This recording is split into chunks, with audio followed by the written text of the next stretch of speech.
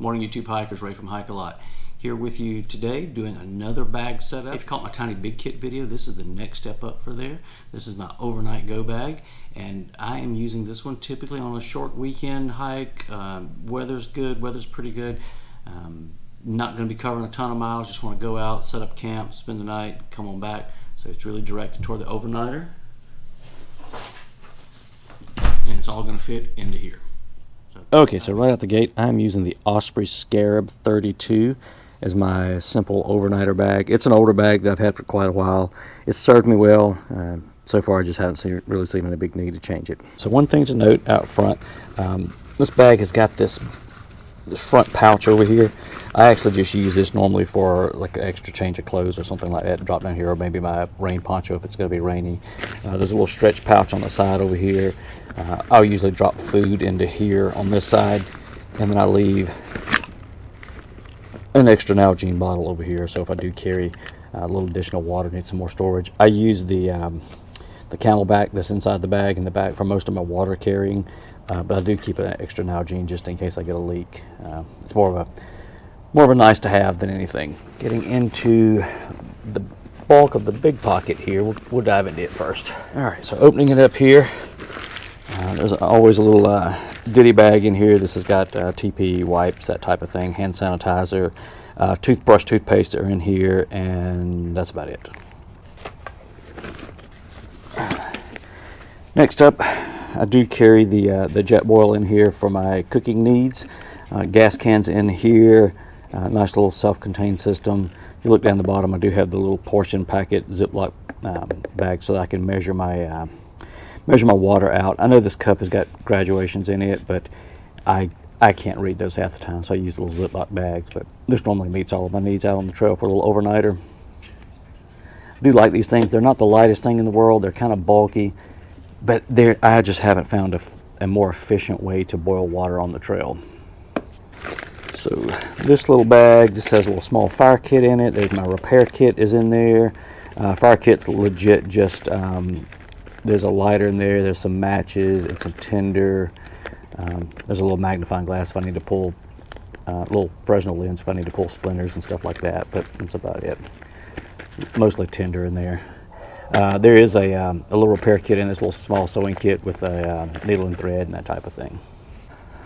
Okay, so next up is my sheltering system, and this one, because it's set up for summertime outings, I have my ENO Jungle Hammock that has the integrated bug net, the ENO Atlas Straps, and then I actually just use their Dry Fly Tarp.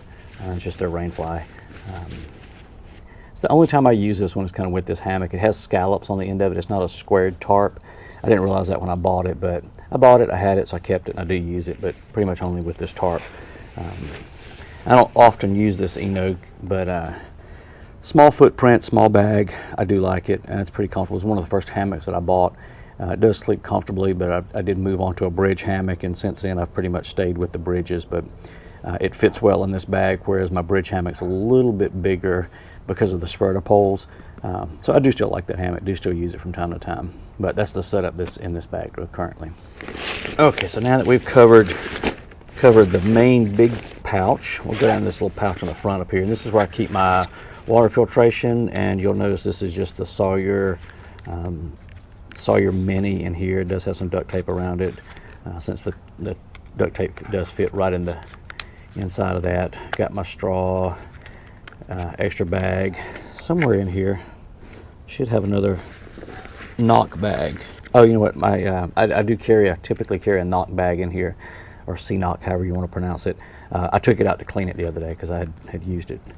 I'm typically only carrying this little small mini as opposed to a squeeze or even something bigger, because I know that I'm going out overnight and I'm carrying 2 to 3 liters worth of water in the bladder that's in here. So I'm typically not too concerned just as an overnighter with filtering, which is the reason I carry this little mini, because I don't need nearly as much water filtration at this point.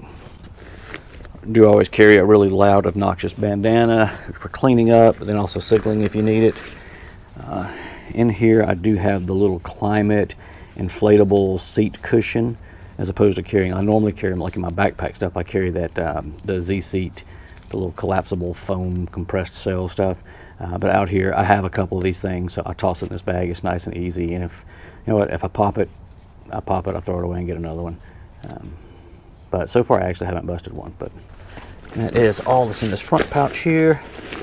We've got 2 more small pouches back here.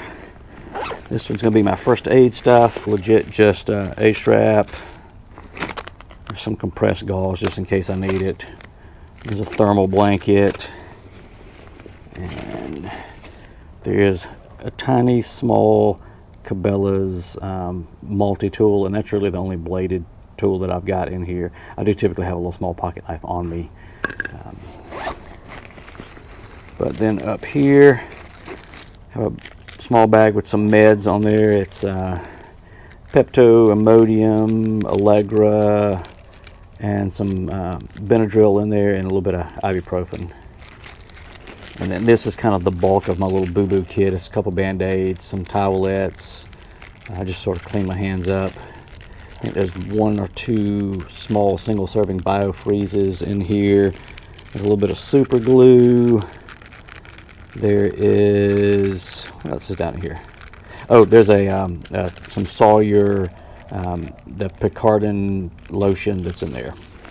And then lastly, got one little pouch up at the very top. Oh, I did forget to mention, the waist belts down here, I keep kind of down here. This is where I put all my drink mixes as Liquid IV and Propel and stuff over here. And then I put trail snacks on this side. So that stuff's pretty much always at reach. And then in the top pouch over here, this is kind of my reach in here and grab everything. So here's my little Suunto Compass with my whistle on there, whistle and pace count beads. I do keep just a small, super small, just tail end of cordage, just bank line. And then wedged inside here is a chem light. I just slide it inside here just because it keeps, I definitely know that one hasn't gotten cracked open out there. This is my little Anker 10,000 milliamp rechargeable battery pack.